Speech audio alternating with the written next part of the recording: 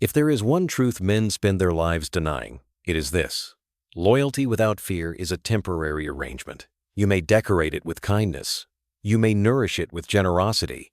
You may convince yourself that affection is enough to keep someone beside you. But the day their interests shift, the day your usefulness dims, the day another path offers them more advantage, they will decide that betrayal is cheaper than gratitude. Power is not preserved by goodwill. It is preserved by consequence.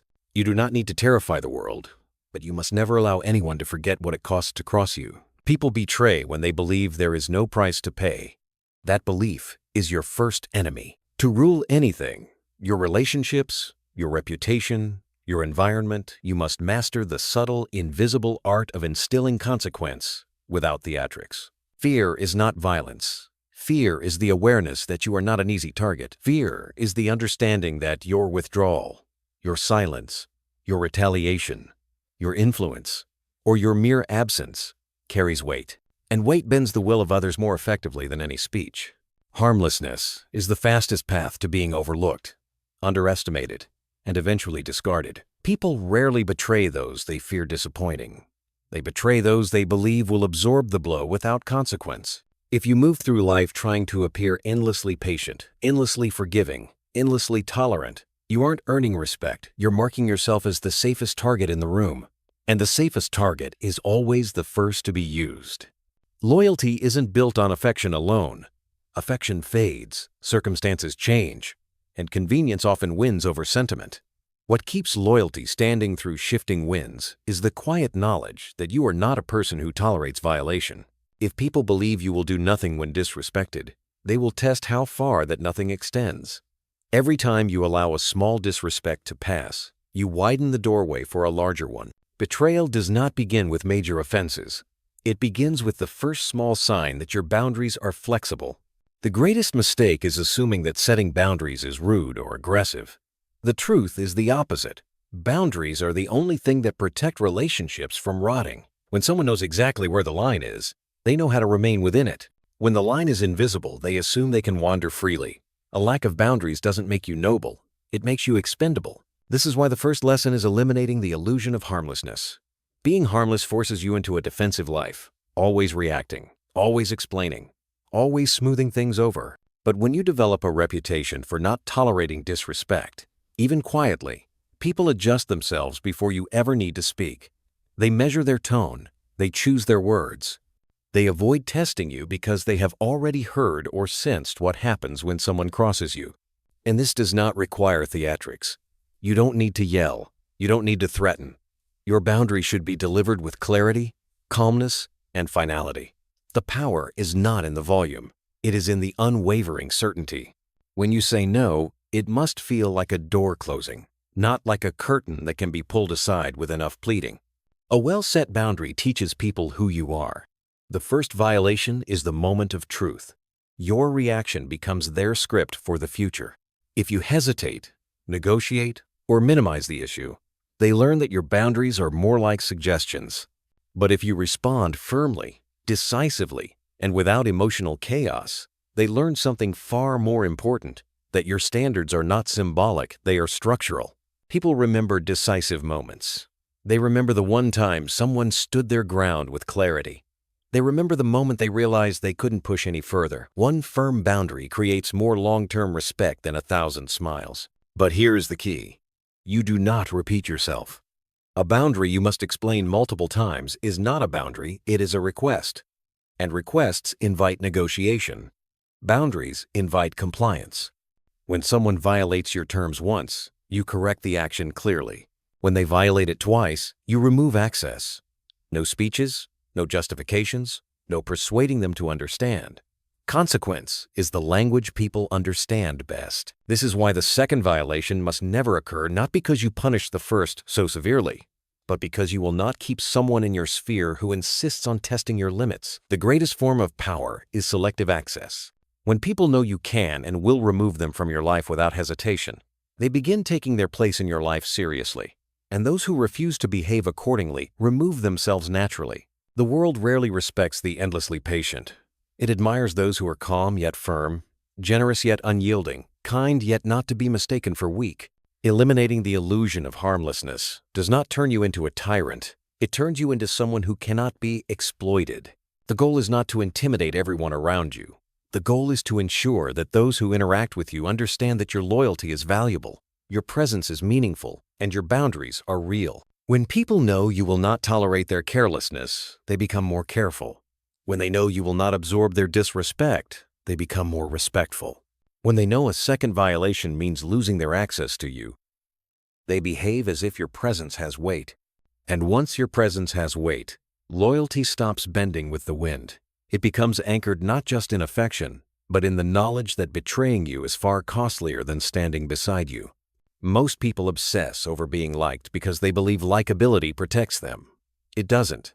Likability attracts users, opportunists, and pretenders. What protects you is hesitation, the brief, instinctive pause people take before they decide to test you.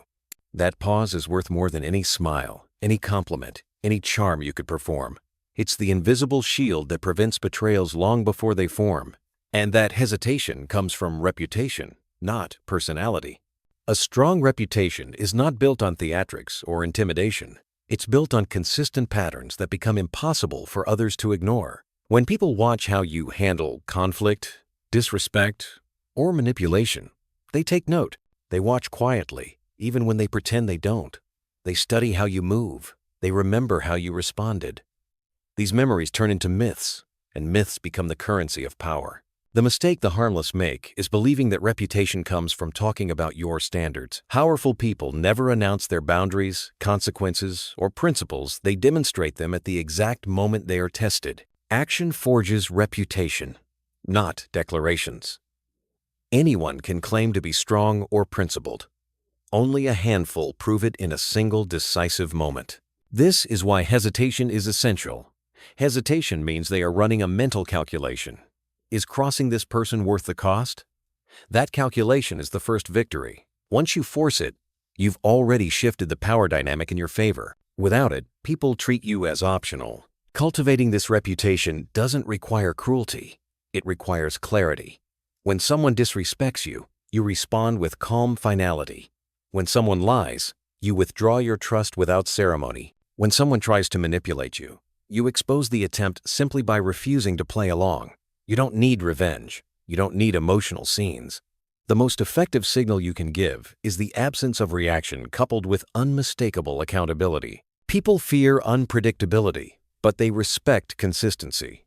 A dangerous reputation is not built on impulsive explosions. It's built on patterns they can rely on. If people learn that you never let disrespect slide, they will think twice. If they learn that you never tolerate deceit, they will become careful with their words. If they learn that you remove access without warning when trust is broken, they will guard their position around you with seriousness. Your calmness unnerves people far more than aggression ever will. Anyone can raise their voice. Only a controlled man can crush someone's assumptions with silence. Silence forces them to confront their own behavior. Silence makes them unsure of what you are thinking, what you are planning, or whether you have already placed them on the outside of your circle. That uncertainty is a subtle form of fear, clean, efficient, and deeply effective. A reputation that makes people hesitate is also built on how you treat yourself. People watch how you spend your time, who you associate with, what standards you uphold privately. When you handle yourself with discipline, you send the message that you are not desperate for approval. Desperation invites disrespect. Self-respect commands caution. Stop explaining your decisions. The more you explain, the weaker you look. Powerful people let their choices speak for them. If you cut someone off, it is because their presence no longer deserved a seat at your table. No announcement needed. If you refuse a request, it is because it violated your principles. No apology required. People trust actions because actions cannot be faked. When someone betrays or disrespects you, and you handle it decisively, word spreads fast.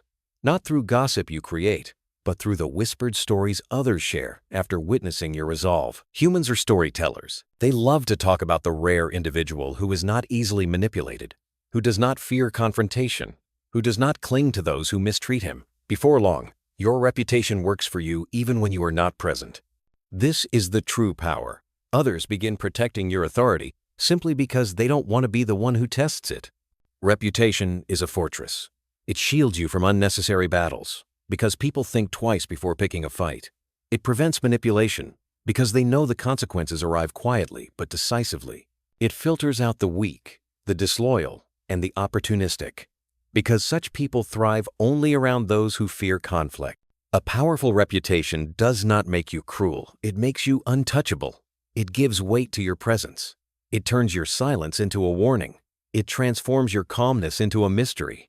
And most importantly, it ensures that every person in your orbit understands one thing clearly: you are not a man to be tested lightly. When people hesitate before challenging you, betrayal becomes a dangerous gamble rather than an easy choice. And that hesitation is the first true layer of protection any powerful person builds. Weakness is not something people pity. It is something they catalog. The moment others learn where you break, they begin calculating how to use it. Human nature is opportunistic. Even those who care about you, even those who swear loyalty, carry the instinct to leverage advantage when it appears. This is why lesson 3 is mercilessly simple. Never reveal your vulnerabilities. What people do not know, they cannot aim at. What they cannot predict, they cannot manipulate. Most betrayals are not spontaneous. They are built slowly, through the accumulation of knowledge. Every insecurity you confess, every fear you expose, every pressure point you reveal, becomes a future bargaining chip for someone else. People weaponize what you show them. And the tragedy is that most victims hand their enemies the ammunition willingly through emotional oversharing, misplaced trust, or the naive belief that openness guarantees loyalty. But openness guarantees nothing except exposure. The strong are not strong because they feel nothing. They are strong because they do not publicize what they feel. They protect their inner landscape the way nations guard their classified documents. Only the essential is shared, and only with those proven worthy. When you maintain this level of self-control, you shift the power dynamic immediately. Others cannot play games with what they cannot see. Unpredictability is one of the greatest shields you can possess. When you keep your emotional world private, people are forced to guess your motives, your thresholds, your intentions. And guessing creates caution. Caution creates hesitation. And hesitation protects you from reckless betrayal. Do not confuse secrecy with isolation. You can be charismatic, warm, engaging, and still reveal nothing essential about your internal weaknesses. The key is selective transparency. Share your thoughts, not your soft spots. Share your ideas, not your insecurities. Share your presence, not your dependency. When you speak, speak with purpose. When you trust, trust slowly. When you reveal, reveal strategically. The people who appear emotionally open often believe they are building closeness, but what they are actually building is vulnerability without protection. They assume that revealing pain earns compassion. In reality, it often earns leverage. Compassion is temporary. Leverage is permanent. When others know where you are easily swayed through guilt, flattery, loneliness, desire, insecurity, they do not fear disappointing you. They know exactly how to pull you back into compliance. They know exactly which words make you fold. And once someone knows where your armor cracks, they will use that crack long before they ever consider betraying someone who has none. Every powerful person has learned this truth the hard way. Transparency is not trust, it is risk. The fewer weapons you put into the hands of others, the safer your kingdom remains. This does not mean becoming cold or robotic. It means becoming disciplined. It means understanding that your emotional world is a treasury, not a public marketplace, and only fools leave the vault door open. Your mystery is a form of intimidation. People fear what they do not understand. They fear what they cannot map, categorize, or anticipate. When you speak little about your inner world, when you respond calmly to chaos, when you do not reveal the full depth of your thoughts, you become a problem they cannot easily solve. And unsolvable problems are rarely attacked. They are avoided. The irony is that the more you hide your weaknesses, the more people assume you are stronger than you actually are. Their imagination exaggerates your power far more than reality ever could. They begin to overestimate your abilities, your resources, your insight. And once they overestimate you, they treat you with caution.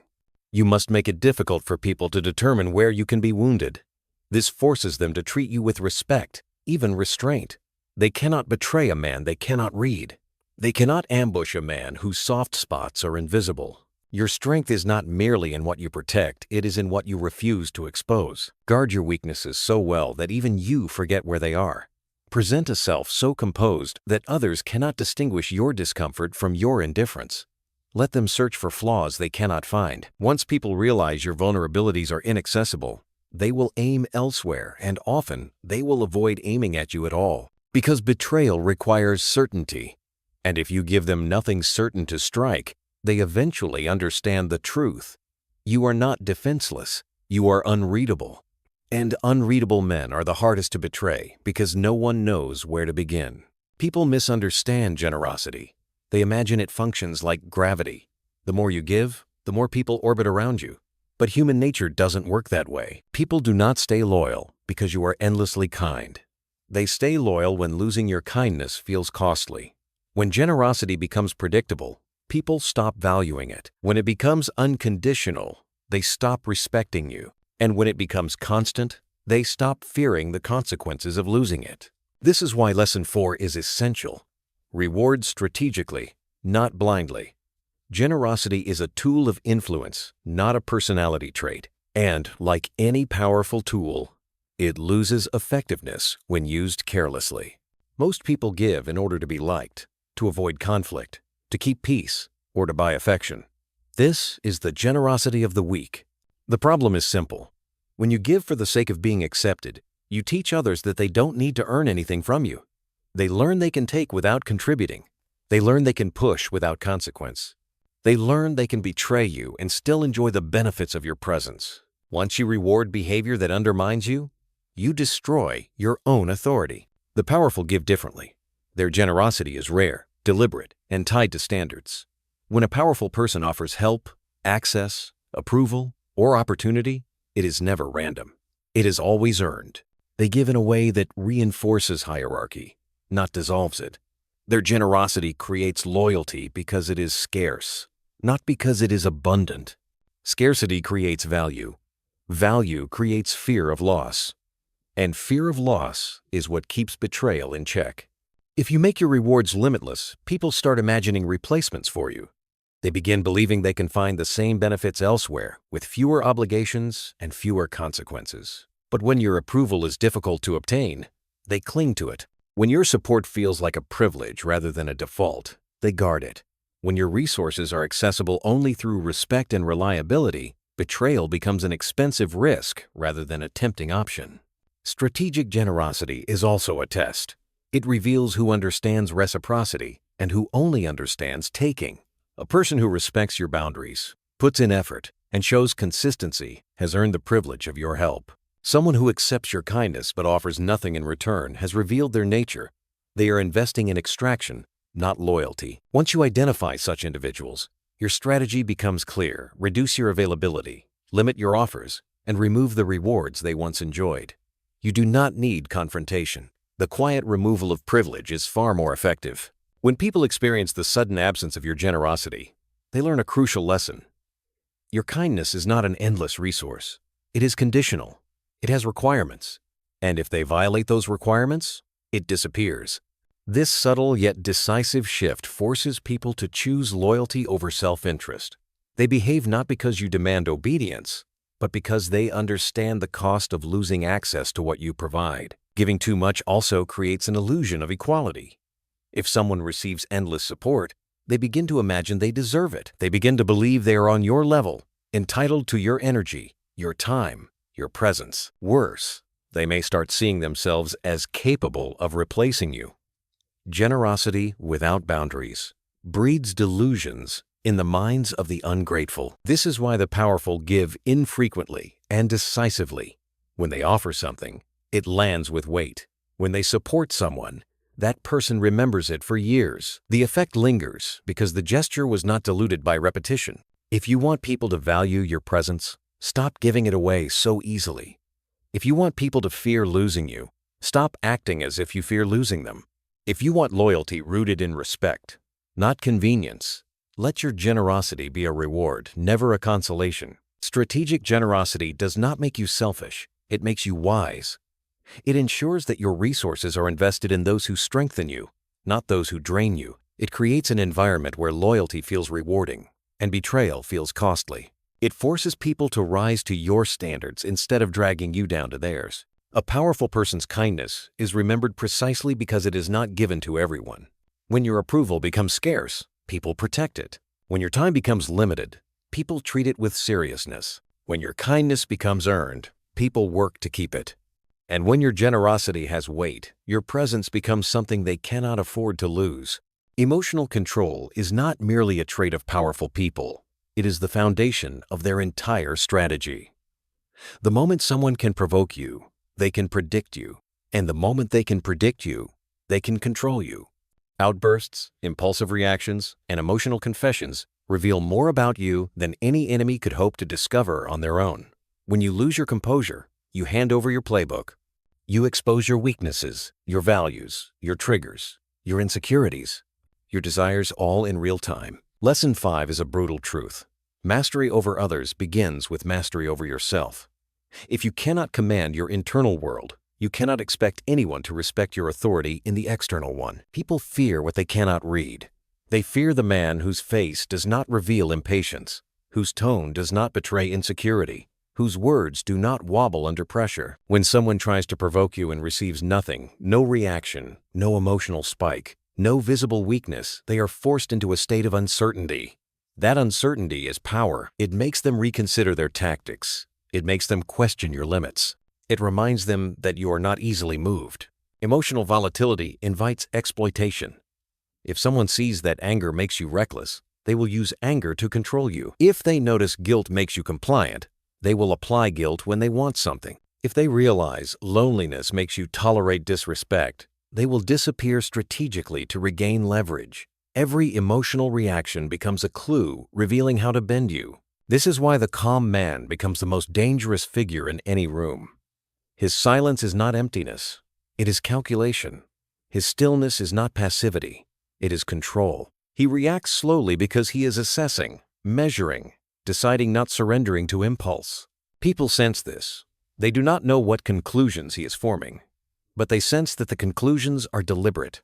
That alone is enough to make them cautious. You must understand something clearly. A person who cannot control their emotions is permanently negotiating from weakness. If someone can provoke you into defending yourself, they have already won. If they can make you raise your voice, you have already lost ground. If they can make you justify, explain, or plead, you have already surrendered power. Emotional chaos signals vulnerability, and vulnerability attracts predators. But a person who remains composed under pressure becomes unreadable, and unreadable people are untouchable. This does not mean suppressing emotion. Suppression leaks out in other ways: resentment, passive aggression, depression. True emotional control means emotional discipline. You feel everything, but reveal nothing. You process, not perform. You respond, not react. Imagine someone attacking your character, expecting you to fight back. Instead, you remain calm, unbothered. Your silence forces them to confront their own behavior. You shift the shame back onto them. You make them doubt the effectiveness of their strike. They begin to wonder what you know, what you think, what you are planning. Their aggression loses momentum because it loses clarity. Your calmness becomes their discomfort. A controlled man is also a man who cannot be manipulated into emotional decision-making. People make their worst choices when emotional. They reveal too much when emotional. They agree to too much when emotional. They chase approval when emotional. They lash out, burning bridges they later regret. A powerful person avoids these traps by refusing to act when the mind is clouded. Emotional control forces people to interact with you on your terms. They cannot escalate you into impulsiveness. They cannot drag you into their chaos. They cannot bait you into mistakes. They must approach you strategically because they cannot predict how you will respond. This shifts the entire relationship dynamic. They begin planning around you instead of planning against you. Your composure also elevates your perceived value. People instinctively respect those who do not break under pressure. They trust your judgment more. They depend on your stability. They seek your presence when others panic. In this way, emotional control becomes a silent magnet for loyalty, not because you are kind, but because you are reliable. And reliability is rare enough to be revered. A man who controls himself controls the room. His pace dictates the pace of others. His silence slows their aggression. His calmness drains the power from their dramatics. He becomes the axis around which the interaction rotates. When you master your emotions, you eliminate one of the main avenues through which betrayal enters. People cannot deceive you through impulsiveness. They cannot catch you off guard. They cannot weaponize your reactions. Betrayal becomes harder, riskier, and more dangerous for them, because they cannot predict the consequences of crossing someone they cannot read. Emotional control is not softness. It is a form of dominance so quiet that most never recognize it until it's too late. Learn to sit with your anger instead of acting on it. Learn to hold your silence instead of defending yourself. Learn to observe instead of reacting. Learn to make decisions only when your mind is cold. Because once you become the person who cannot be provoked, you become the person who cannot be controlled. And a man who cannot be controlled is the one others fear betraying. Attachment is the leash most people put around their own neck. The moment you convince someone that you cannot live without them, you surrender leverage. You hand over negotiation power. You allow them to decide the terms of the relationship, its pace, its boundaries, even its violations. People behave differently when they believe you are trapped. They grow careless. They grow bold. They grow disrespectful. They test you because they assume you will endure anything just to keep them close. Lesson 6 dismantles this illusion entirely. Strategic detachment is not emotional coldness. It is protection. It is the art of signaling that your loyalty is intentional, not dependent. People must know that you stay because you choose to, not because you fear the world without them. Detachment terrifies the insecure because it removes their primary method of control. When someone senses you cannot walk away, they stop valuing the connection. When they sense you can, they start guarding their behavior. Humans cherish what can be lost. They exploit what cannot escape. This is why the most dangerous person in any relationship, romantic, professional, social, is the one who is willing to walk away calmly. They are not held hostage by emotion, ego, or fear. Their decisions are strategic, not reactive. And that detachment forces everyone around them to rise or exit. Strategic detachment begins with one internal shift. You stop believing that losing someone equals losing stability. You detach from the fantasy that someone else is responsible for your identity or worth. You stop building your life around people who would never build theirs around you. When this mindset becomes solid, your entire presence changes. People feel it. People fear it. People adjust to it. You must understand that detachment is not about pushing people away. It is about refusing to cling. Clinging is weakness expressed as affection. Clinging announces, "I will tolerate anything because I need you." Detachment announces, "I will stay only as long as this connection remains aligned with my standards." The difference between those two sentences determines who holds the power. Consider how people respond to someone who is overly attached. They take longer to respond. They stop putting effort into their words. They cancel plans. They disrespect boundaries. They become unpredictable. Why? Because they believe you have no threshold. They believe you will forgive endlessly. They believe your fear of losing them is greater than your self-respect. Detachment corrects this imbalance instantly. When someone knows you can erase their access without drama, their behavior changes. They begin showing consistency. They think before they act. They weigh their tone. They reconsider their impulses. Your presence becomes something they must preserve, not something they assume will remain regardless of how they treat you. Detachment is also the antidote to manipulation. Manipulators thrive on emotional dependency. They use guilt, silence, attention withdrawal, and affection toggling to destabilize you. But a detached individual cannot be moved like that. When you are not desperate for connection, you cannot be baited by its removal. When you are not terrified of being alone, you cannot be controlled by fear. When you are not reliant on others for validation, their approval stops being a weapon. Powerful people understand this. They keep their emotional world independent from their social world. They enjoy closeness, but they do not collapse into it. They maintain bonds, but never chains. Strategic detachment also improves your judgment. Attachment clouds perception. You ignore red flags. You excuse patterns. You rationalize betrayal. You shrink your standards to maintain the peace. Detachment restores clarity. When you are not emotionally entangled, you see people as they are, not as you hope they will be. You evaluate actions, not promises. You interpret patterns, not apologies. With clarity comes strength, and with strength comes authority. This authority is not loud. It does not demand loyalty or beg for attention.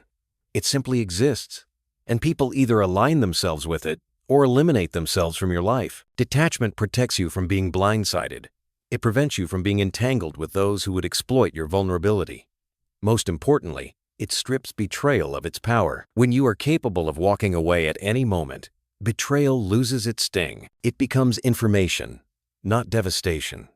It becomes a reason for removal, not a collapse of your identity. This is what terrifies people about the detached. They cannot hurt you in the way they hurt others. They cannot destabilize you.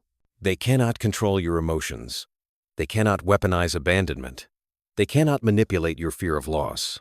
Because you have no fear of loss, you have already accepted the truth. Anyone who can be lost was never yours to depend on. When you embody this mindset, loyalty transforms. People remain loyal because they recognize that betrayal has consequences not because you force them, but because they fear forfeiting access to someone who does not chase, does not beg, and does not cling. Strategic detachment turns you into the rarest kind of person, the one others want to keep, not the one desperately trying to be kept.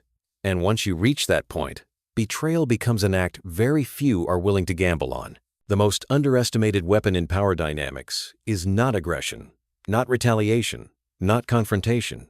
It is silence. People imagine that dominance is loud, that authority is expressed through force, that strength requires a raised voice or a public show. But the most frightening consequence you can inflict on someone is not punishment, it is uncertainty. When you withdraw your words, your warmth, your explanations, your reactions, you force the other person into a psychological battlefield where they must fight their own mind. Lesson 7 is simple but devastating. Let your silence speak louder than your retaliation. Silence is not passive. Silence is a strategy. It is the art of denying your enemy the clarity they need to feel comfortable. Betrayal thrives on predictability. Traitors rely on knowing exactly what you will do, how you will react, how quickly you will forgive, how deeply you depend on them. But when you become unreadable, when you do not respond in the way they expect, their confidence collapses. Most people underestimate how much of their power they give away through constant explanation. They rush to clarify themselves, to justify their decisions, to fix misunderstandings. Every explanation is a revelation. Every justification exposes how badly you want their understanding. Every attempt to win their perspective tells them that your fear of losing them is stronger than your commitment to your own standards. Silence reverses that. Silence announces that you owe no explanations. Silence communicates that your self-respect outweighs your desire to be understood. Silence removes the attention they once used as leverage. Silence makes them face the consequences of their actions alone. When you fall silent after betrayal, the traitor is forced to sit with themselves. Without your reaction to anchor them, they begin replaying their behavior in their mind. They wonder what you're thinking. They wonder what you're planning. They wonder how much you know or how much you've decided. The absence of your voice becomes a mirror reflecting their actions back at them. And people do not like what they see when they are forced to look at themselves. Silence is powerful because it creates ambiguity. Humans fear ambiguity more than hostility. Hostility is predictable. Anger is easy to interpret. You shout, they shout back, and the game continues. But silence removes the script entirely. They cannot calculate your emotions.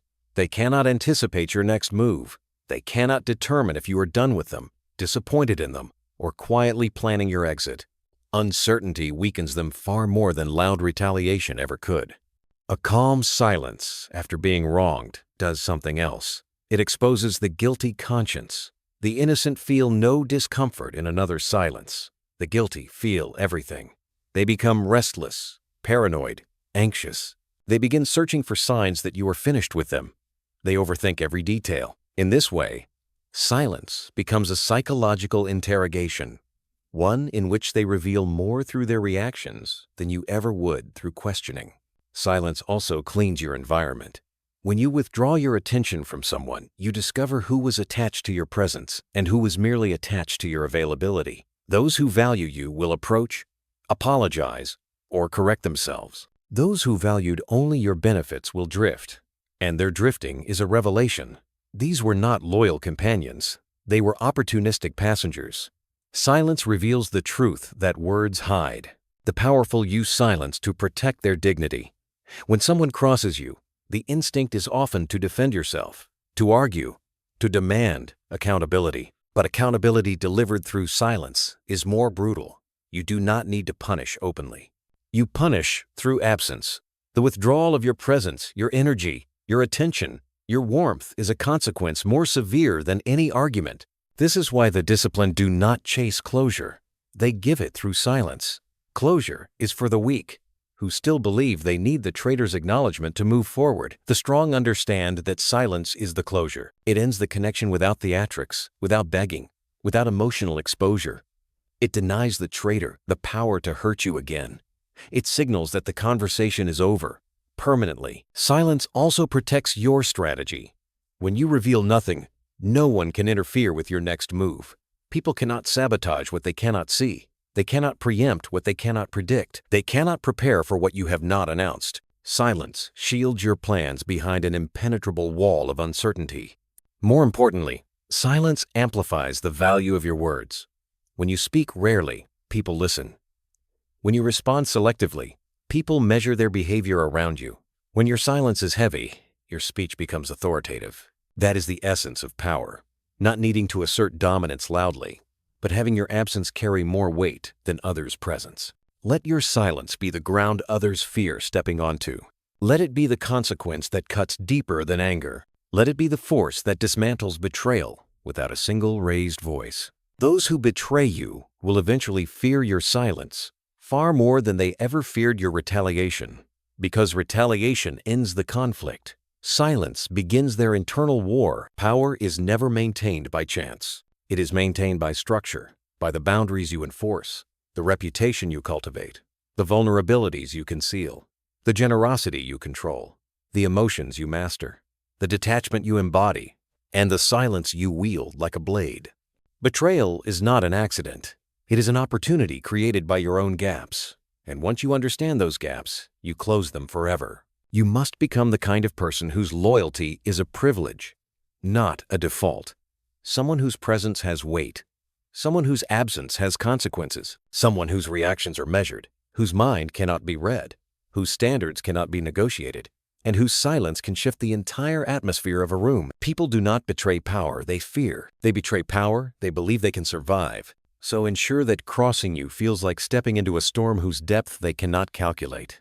Not through threats, not through noise, not through rage, but through the steady, calm certainty that you are not a man who can be played, manipulated, or replaced. Protect your boundaries. Guard your inner world. Walk away when respect is broken. Speak only when necessary. Reward only what is earned. Make your presence valuable. Make your silence unforgettable. Then betrayal becomes a risk very few are willing to take. And loyalty becomes not an act of love, but an act of survival.